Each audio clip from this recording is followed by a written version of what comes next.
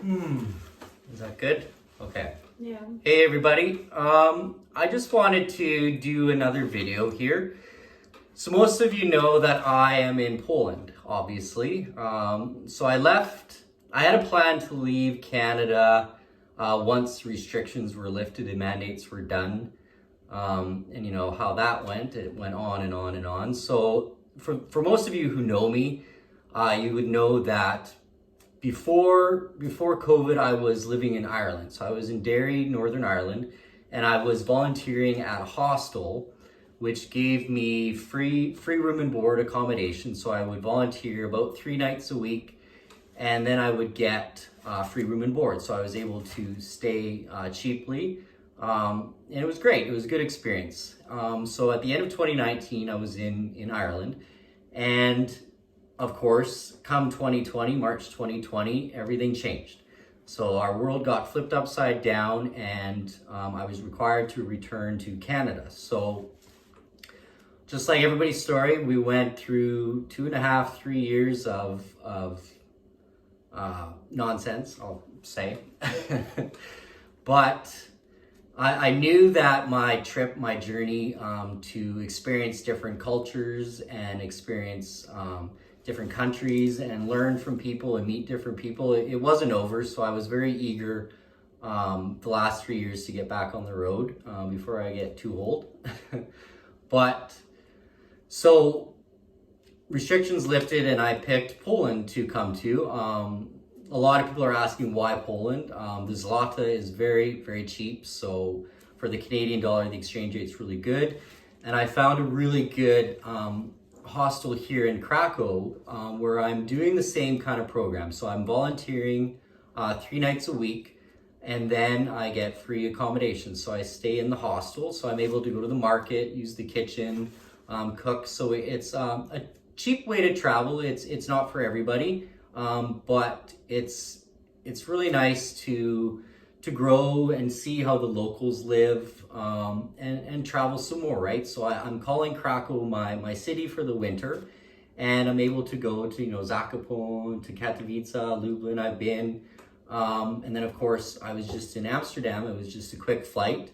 But through this trip, I'm meeting some very, very extraordinary people. As we all know, what about a few hundred kilometers away is the border of Ukraine. So as we've been seeing the last almost a year, so I think it was March of 2022 when the war started. Was it? The war started at 21st of February. 21st of February is when the war started. So very close to us. I've seen a lot of different people. So there's a lot of refugee centers I've seen, and there's always lineups at them. You'll see a lot, if you go into the squares, you'll see a lot of people raising money for kids. If you go by the train station, there'll be buses and they bring in people from Ukraine, because the situation is quite hostile, right? There's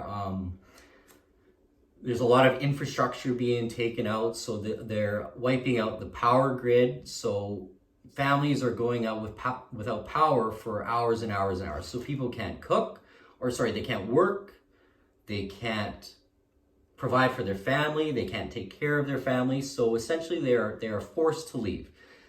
So I don't want to go into the story because it's not my story.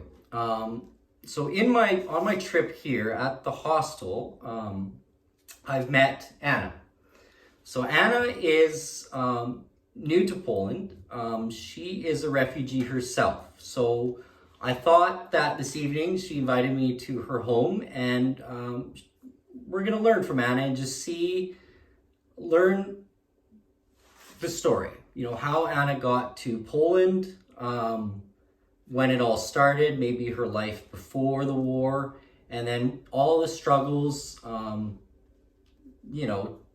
to provide for her family. She's got 2 young boys, great boys, Roman and Sviat.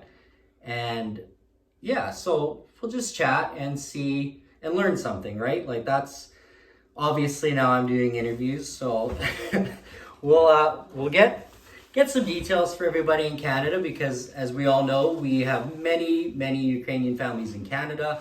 My family's Ukrainian, Dudkovich, and then Kosik is Polish, so I've got history too. So I think this would be really beneficial to hear from Anna, just her story and how she was forced to leave her country and come here to Poland and essentially put her life on pause, and then try to pick up the pieces to move forward. So yeah, we'll just chat and learn something. So we're both winging it, by the way. So yeah. So I guess take it away. No, I your story sold me. Just, you coming to Krakow here, but you didn't first come to Krakow. So maybe let's start you're from Kyiv. Yes, I'm from Kyiv. Actually, I was born in Kyiv, and the whole my life I lived. It's my native city, my lovely city. It's very actually beautiful. It's amazing with its culture and history, and very nice people.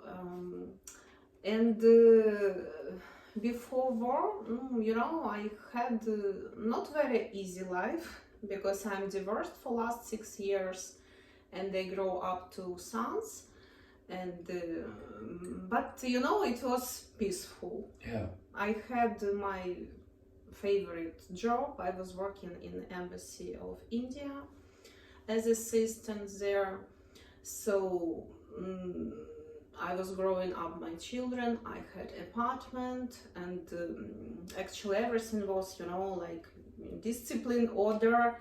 So my sons, they are sportsmen. For last 8 years actually they did sport taekwondo. So it was like they had 6 trainings per week. So every day they had training for 2 hours. Yes, so very regular we had competitions. So at our home they left our medals. So my elder son, he has 17 medals, and the younger son, he has 9 medals. Yeah. And also my elder son, he was a champion of Ukraine last year. It was in 2021, before war actually. Even such reward we got, so I'm very proud actually. So even on 26th of February we had to have competition. I even paid, I remember, for competition. So on Wednesday 23rd they had last training. It was too hard before competition. So on Saturday we had to go to Zhytomyr, and they to have to compete there. Mm-hmm.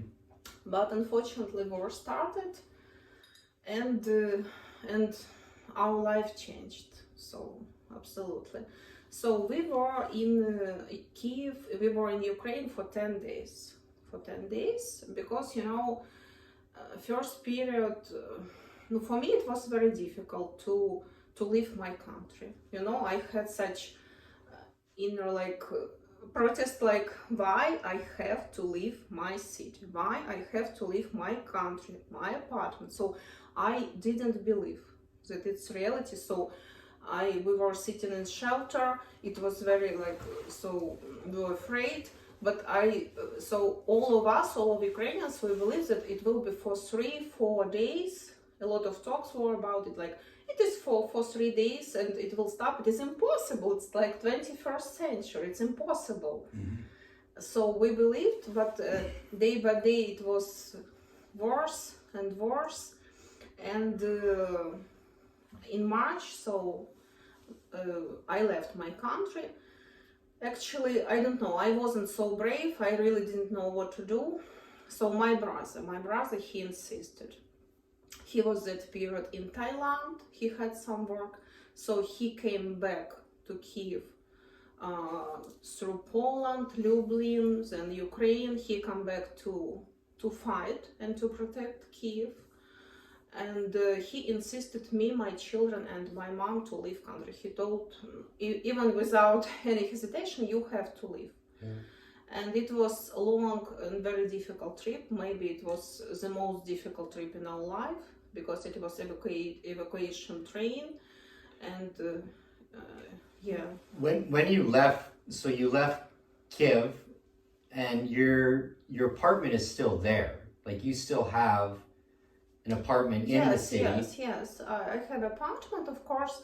No, I left. I even didn't wash my dishes. Really, it was very fast. Yeah. It was so fast, and we didn't think that this is for a long time. So we only had time to pack some documents, a little some, I don't know, underwear or something, 2 t-shirts probably. So we had 3 backpacks, and so we came here absolutely without anything. Right. I'm not talking about my cup, my plate, my favorite blanket. So I'm just talking about simple clothes. So absolutely without everything. But you know, we were so scared, so it wasn't so important for us. You know, now every Ukrainian really has absolutely different like values. So, you know, only one like what we appreciate now, like it's our life. So we were safe. We came here. It was so on sky. We didn't see that planes because there are a lot of planes and rockets, and it was very noisy in Kyiv, in Ukraine. We listened. We saw it. So I remember even first period, my children, when we heard some sound like very noisy, loud. So we were like, and when we saw like plane, it was very difficult for us. For first periods, that's why we came. But you know, Polish people are very nice, very kind. I actually, as I heard, all people, all the world now really helped Ukrainian and Canadian and German and something. No. We're up. Sorry. We good? So, but you know, we were shocked. Yeah. So first period, maybe first 2 months, we couldn't like meet people without. Like people came to us with tears. They were crying every time, and we when we had that support, that good words, some clothes, some food. I remember so. Every time we wanted to cry because really people were very kind to us.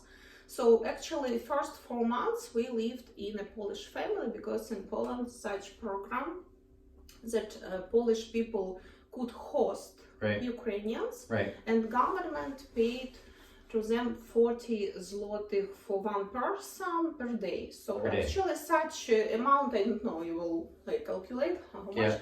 It's not very much. Yeah. It's not too little, you know. Yeah. It's not very less actually. So you entered Poland with refugee status. Yes, I entered Poland and I didn't have here any person whom I know, absolutely anyone. So I came just and so before when I went to Poland, I came here as a tourist. So first time I came like what to do. Yeah. And only one person I reminded, I saw in one chat, school chat, one lady, she has written, I'm in Poland now, if someone needs some help, I have some groups with volunteers. And I just have written to her what to do, because I didn't know what to do, like where to go, I heard that there are volunteers who help like Ukrainians, but I didn't know. She told, okay, I will now describe like about your family, I will write, so maybe someone will take you, will host you.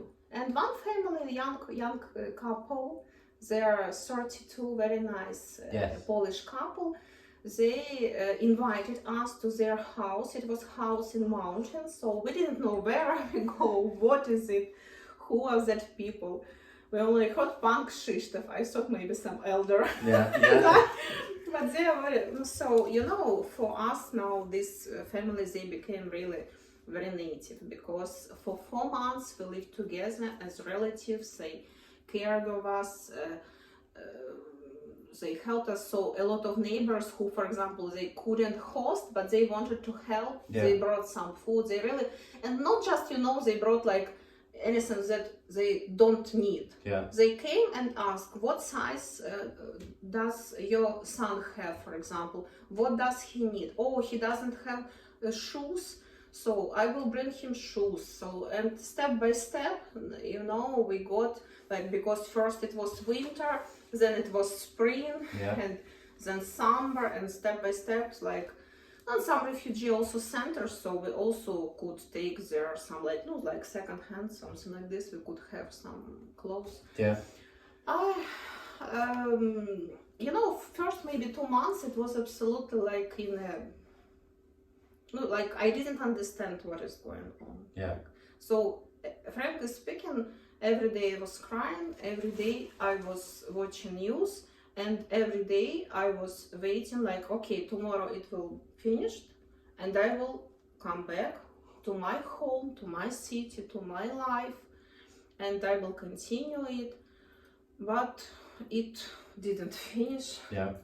And still no end in sight. Like it's. And still, yes, and still, that's why one moment, maybe after 2 months, I realized that how much I could cry, so how long I will cry, so I have really to live. I have 2 sons, and they shouldn't see me like crying. I have to do something. What can I do? I have to accept. I can't change the situation. I have to accept and start my new life. And I started looking for some job there, but it was very difficult because it's a village, so only what I could find is this is like I was assistant in a flower shop for some period, but it was very less salary. Yeah. So it was difficult, and after 4 months stopped that program. Yeah. Because Polish government, they can't, I don't know, like in different countries it's different. I don't know, I know that Germany still helps Ukrainian refugees, but Polish government, they say, like, you have 4 months, like, to figure, to adapt, to adapt, like, to and after 4 months, probably you are better. So please, like, look for some job and continue, like, yourself. So, and it was like summer, and I had to make some decision, or to stay in a village and to pay for my hostess, or to change, like, apartment, to find something and to find job. No, I understood that I have to go to city. First of all, I used to live in a big city. I was gonna say, so obviously capital city of Ukraine, as we just heard, essentially forced out of your city, coming into a country that you've only toured, and then finding a family through social media, just through group chat, right? Mm-hmm. And being just, it seemed to just work like kind of by luck, by chance, that you found this family, and then you went to Mountain Village. Now, I've been to the village when I first got here. Anna and the boys, we all went up to the mountains, and they actually had a birthday surprise for me. So we had cake and a wonderful supper, and it was a great time. But it's very secluded. You're up in the mountains, and it was cold when we were there.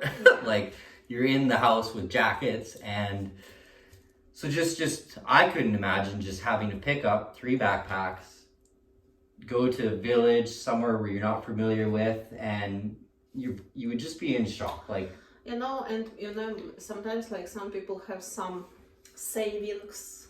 I didn't have anything, actually, because I told you that I was growing alone, my children up, so I lived from salary to salary. Single mom, war started, and what I had, I don't remember, I had maybe $500, something like this. Yeah. And I had to leave my country, everything, so no job, no.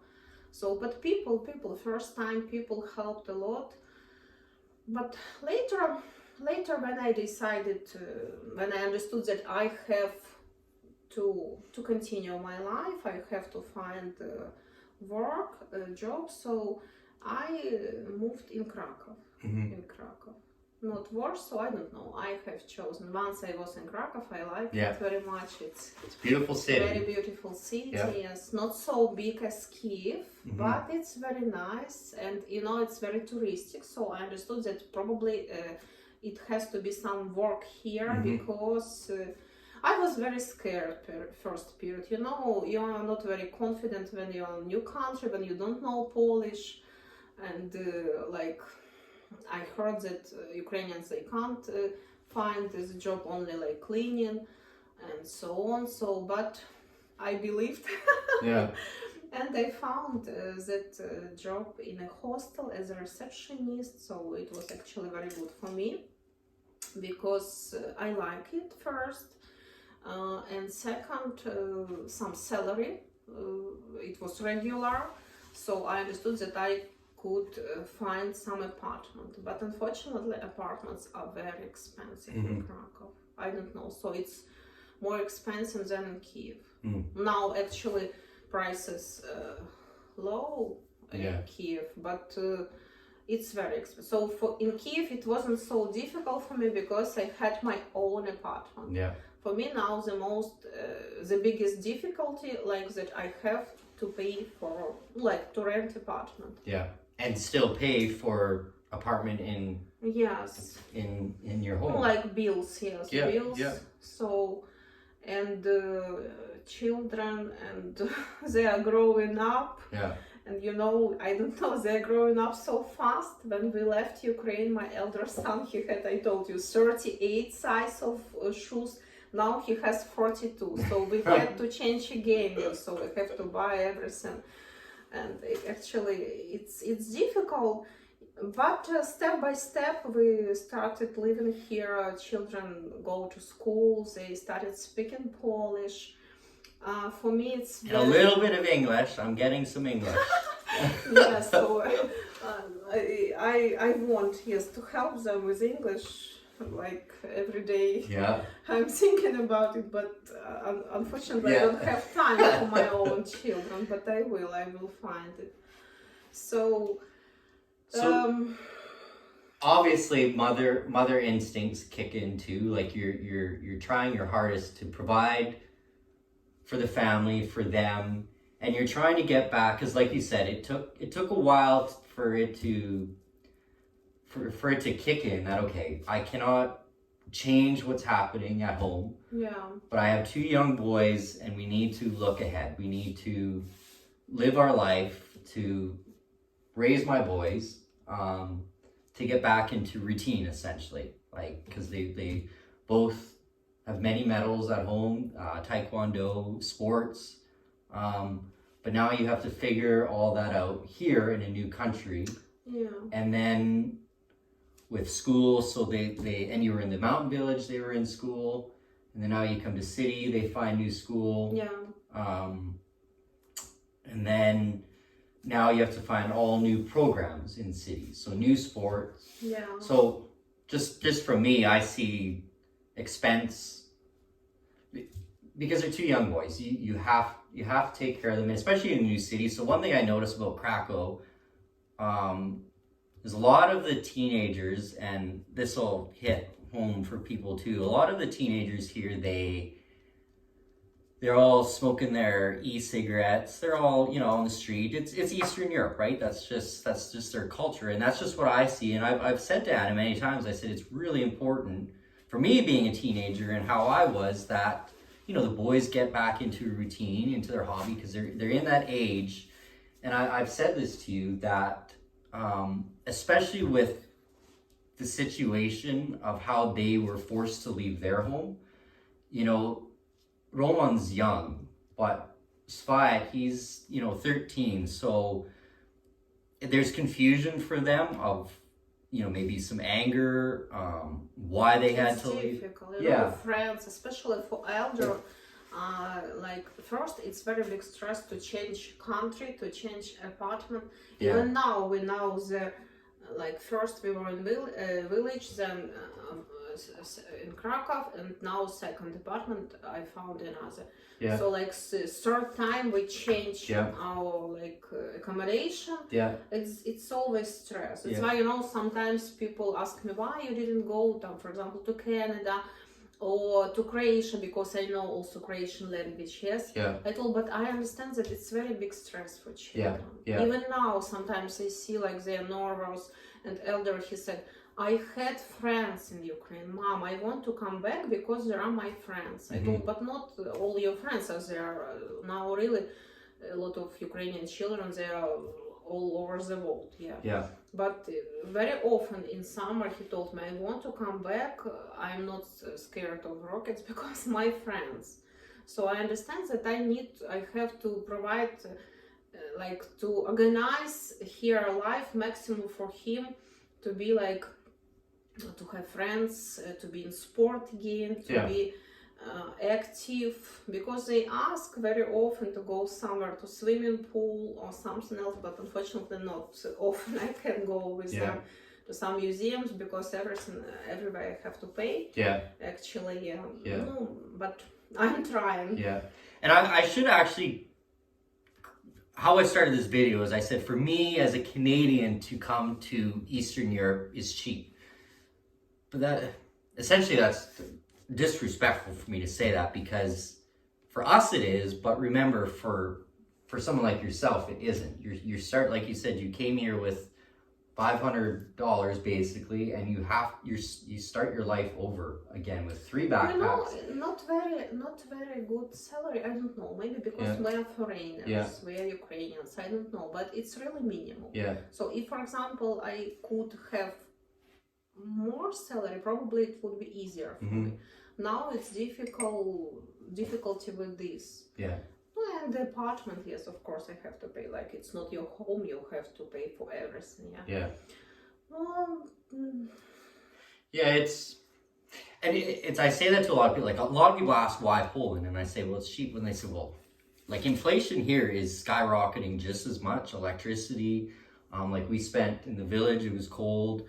Like, we all know what's going on everywhere. Inflation is taking off like crazy, but just imagine being in this situation where you're forced to leave your home, you're pushed out of your country, and during this other crisis, this inflation crisis, it cannot be easy in raising 2 young boys. Like, I can't fathom like trying to figure it out. And then thank goodness you have the hostel, but some employment, but then you just got to keep moving forward, right?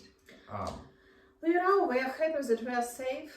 This is first, frankly speaking. Because sometimes it's difficult for me, but when I think about children who stay still in Ukraine and who are in shelters every day, I'm very, very happy that I have now this opportunity to be here, and my children can go to school every day, not to be scared, you understand? So, but of course, time, like, it's not for 1 week, you know, for 1 month, for example. Time is flying, time is going on, and that's why I understand that I have to really to organize better life for them, especially at such age, especially boys. So sport, swimming pool, like different activities, and of course that's why I need more money. And I told you that I started thinking now I will try to look for a new job, because what I have now, it's really minimum. It's too less for us, only for apartment, some food. So that's why. It's a lot to take in, because this is new for us. Like, we all know how fortunate we are, and this is why I love traveling too, is because when I reflect back at home, we take everything for granted, because as we're learning places across the world, you know, your life can change like that, and that's essentially what happened for you. Right? You know, for every Ukrainian. And you can't be prepared for something like that. Oh, I'll save $5,000 for a rainy day in case we start getting bombed. You know, we were scared of that COVID, of that lockdown. Yeah. We were so tired of it. As you probably the same had situation. But now every Ukrainian said, "Oh my God, better COVID, better lockdown. Not only rockets, not Yeah. war." So it's so difficult. Yeah. Now. It's so different, like attitude, like to life you have. Yeah. So absolutely different. Like only every Ukrainian now prays it finishes Yeah. soon. And I agree. I agree because what I see here firsthand is just, yeah, people who stay close to Ukraine essentially want to return. They don't have the money, the education, and obviously the boys, they want to see their friends, so they don't want to leave it all behind. You know, in Alberta, we have programs, so same idea as Poland. The Polish government will, for 4 months, fund a family who takes in refugees. So each country has different programs. In Alberta, we have our own programs for refugees. But remember that the Ukrainians coming to Alberta, they have the money, they have the education, and they are willing to leave it all behind and go and not look back. Pack it up, go. Because you're going across the world, right? But it's, I know a lot of people will want to hear this.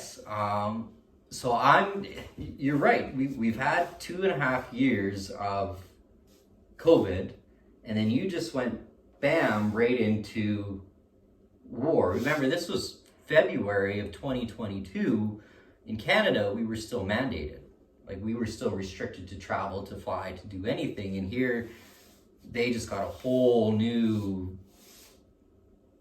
level of I don't even know what the word is, just chaos thrown into their life, not by their doing. I'm curious though, what with COVID in the Ukraine, because I know a lot of people would maybe be interested, because a lot of the followers on my page we didn't like the pressure from the government. We didn't like the mandates or restrictions. I'm curious, how is the situation in Ukraine with COVID? No, actually the same as you told. We also had very big pressure, so we couldn't use transport. You know, my mom, she really stopped using transport. She told, I don't want to be vaccinated because she's age like 60 plus. It's not actually very good was for her. And she started walking, for example. So 5 kilometers, 10 kilometers. Yeah. So everyone tried to find some way to not how to live. Yes, but it was very difficult. Yeah. It was very difficult. We also couldn't use couldn't go to parks, to malls. Yes, transport. Yeah. So same idea, same restriction. Yeah. It was the same. Anna has a fake. She has a. Because I had to work. If I wouldn't work, who will? Yeah, she has fake paperwork. Who will? Which is why we're good friends, right? Who will support my? But it's true. Like, just think of that. You know, she had to travel across the city to get to work. So to take transport, you couldn't take transport unless you had your paperwork. So instead of getting it, she paid for fake paperwork. So I don't know. I thought that was. Fortunately, I found that way to do it, and I could really work because it was very important for me. Yeah. You know. Your mom. You told me to. Okay, so you came with your mom. You went to village, and then where is your mom now? So we lived in a village together. Yeah. So 4 of us. Actually, mom stayed there because that program that they help and support Ukrainian refugees. It was for 4 months for me and my children. But my mom, she's retirement, and that's why it was continued. Okay. She could stay. Yeah. That's why she stayed there till September. Right. And actually, you know, she's elder. She's 64. She looks very good, young, but she has lived in Kyiv for 60 years. Yeah. For her, it was more difficult. She told, I don't have little children. I want to come back to my city, and she asked us from maybe summer to come back. But my brother told mom it's really dangerous because he is in Kyiv, he knows what is going on in Ukraine. And he told, please, mom, go somewhere so Europe accept like host. And I found family in Scotland because I know that UK also they invite Ukrainians, also government supports them. And I found one family of her age, so one couple, they are also 60 plus, and they invited her. We did visa, and now she's in Scotland. Yeah. It's not very easy for her now, frankly speaking. I was talking to her some days ago because different mentality, different. So she's absolutely alone, no children, no grandsons, and different language. She told it's very difficult. British, Scottish, I don't know, dialect. She told I don't understand anything. And they have their own, traditions. They have to go to church. At one time, breakfast, lunch, dinner. My mom is shocked, like how for Ukrainians so freedom is free, like to go to have lunch only at one like the same time. Difficult, not so easy. Even some days ago, she has written to me, so maybe I can come back to Kyiv, I will support my people, my city. I told mom, but there is no electricity now. It's very difficult. It's almost dark now. You know? It's almost black, how it's called, blackout. Blackouts, it's very difficult now, period, because they destroyed that electricity tower in Kyiv, and it's true. I have a lot of friends there, but my grandmother is in Kyiv, so it's really true. People are now for 8-10 hours without electricity, heating, and water. They really surviving. But I don't know how it's. But Ukrainians are so brave, are so energetic, are so they say we will not give up. We will without water, without electricity. So many now funny stories, like they have 4 hours on electricity, and ladies say like, now we can do everything for 4 hours, to wash my head, to cook, to iron, everything. 4 hours. I'm ready. And after that, like candles. And they try to continue be like cheerful, happy, but it's very difficult period. That's why I'm not sure that my mom, it will be good for her. But we will see. We will see. So as you can see, it's literally day by day. For mom, for you, just day by day, but at least new life. And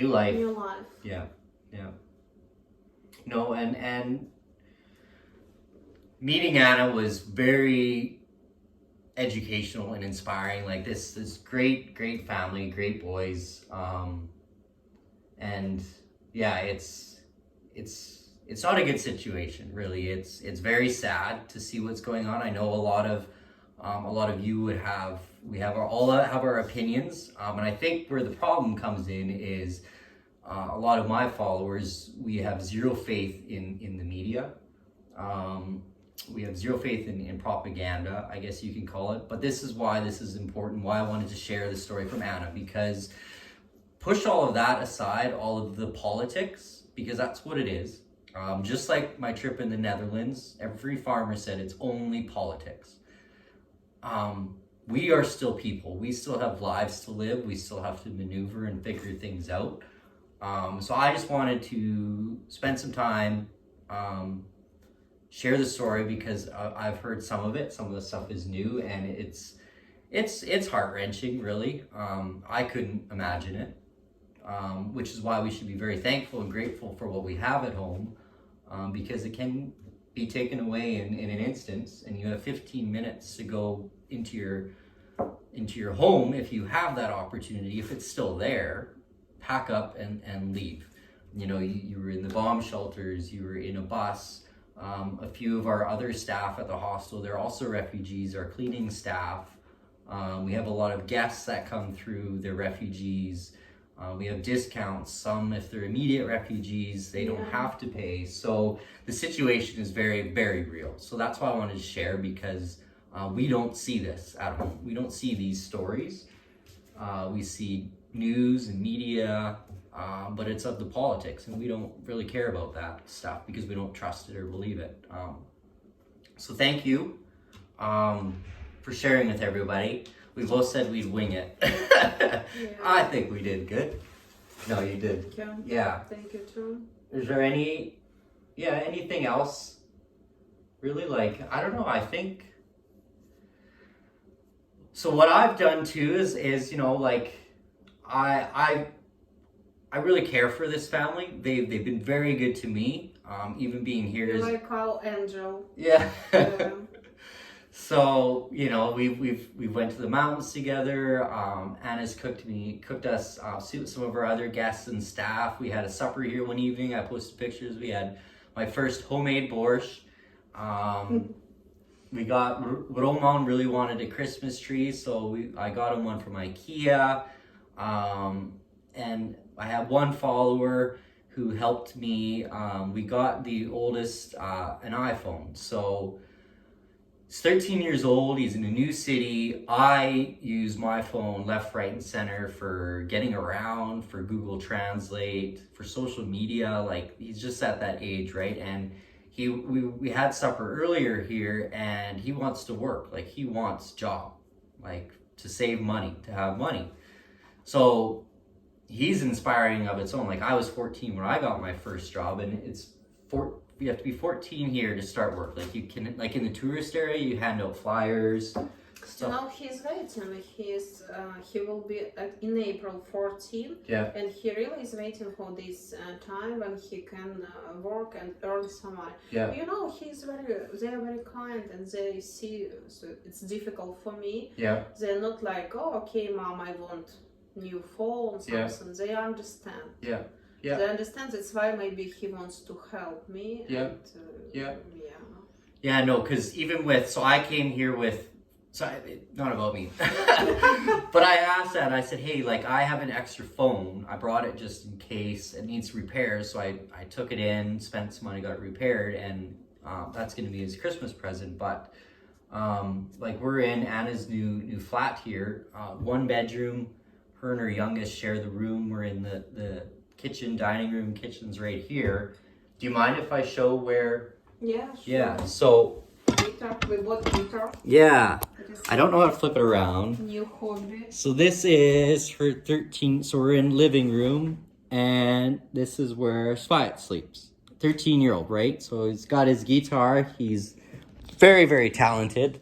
I'm trying to convince mom to put him in in lessons. But it's just good, right? Me being a 13-year-old and everybody else, like, you gotta, but it's hard. You gotta work, but you also gotta be a mother. Like, so, you know, Anna will work night shifts, 12-hour nights for 3 days straight on weekends, and still have to take care of the boys. And even to your point earlier, that's a lot of hours, but there's no work-life balance there. So, you know, it works for the time being. You get used to the city, you find an apartment, and then it's time to look maybe for second or look elsewhere to find that balance of raising 2 young boys, to provide for them. It's tricky because you're behind. You gotta stay work. You almost need that jump or that kickstart of, you know, let's get them in activities, get them signed up for you know, they want to do swimming. Some sort of sport, right? You can't come to a new city. They're dreaming, you know, now Christmas will be, and the biggest dream, they told we want to learn how to ski. Yeah. But there is next to Krakow some mountains. Yeah. So it is possible to go there, but I understand that's really like money for equipment, for instructor. Yeah. At least for 3 days hotel, but really they want a lot, like, because I promised in Ukraine that we will go to Carpathian Mountains and they will learn skiing, but I thought, no, maybe here in Europe Yeah. Like, give me a time, children, please, and Yeah. we will do it one day. Of course, I wanted to do it this winter, no, but we will see. So. Yeah. Oh. Well, we'll get it all figured. Yeah, and yeah, I have no doubt, just with your passion for and your love for the boys, that you'll get it all sorted. And I what sold me on Anna's story is how it was hard, but you just, one day it was, I have to move forward. I can't change anything. You have to look forward. Yeah. And just keep. Especially now because I have children. Mhm. That's why maybe even war finished now, if thanks God. But I understand that will be some economical crisis for some periods, but I have to think about their education.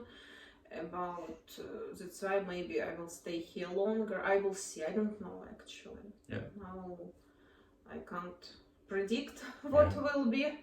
But I understand that I have to think about their future, education, activities, yes. Yeah. Because it's very important. Yeah. But we'll just close with, we hope and we pray that it ends soon. Yeah. But anything to do with politics seems to last forever and take on and on. So you're right. You have to plan ahead, and hopefully we pray that one day it's done and you can return home, get back into embassy, get back into your life, because this you were placed here. You didn't choose to come here. So right now it's just scraping by, basically. Yeah. And it's not the way it should be. So anyways, thank you. Thank you too. Yeah. You're a very good friend, really. Yeah. Very sincere and. Well, everything happens for a reason, right? So, yeah. We'll close with that. Okay. Thank you, Anna. Thank you too.